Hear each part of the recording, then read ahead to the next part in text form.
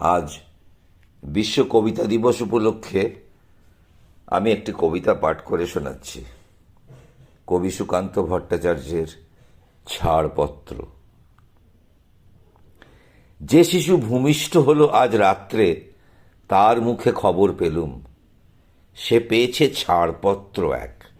নতুন বিশ্বের দ্বারে তাই ব্যক্ত করে অধিকার, জন্মমাত্র সুতীব্র চিৎকারে। খর্বদেহ নিঃসহায়, তবু তার মুষ্টিবদ্ধ হাত উত্তোলিত, উদ্ভাসিত কি এক দুর্বোধ্য প্রতিজ্ঞায়।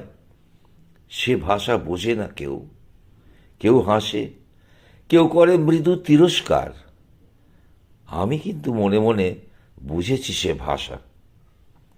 পেয়েছি নতুন চিঠি, আসন্ন যুগের পরিচয়পত্র, পরিভূমিষ্ঠ শিশুর অস্পষ্ট কুয়াশা ভরা চোখে।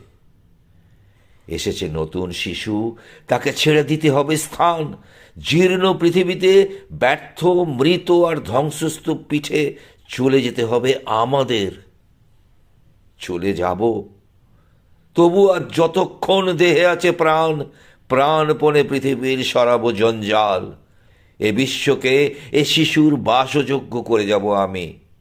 নবজাতকের কাছে এ আমার দৃঢ় অঙ্গীকার।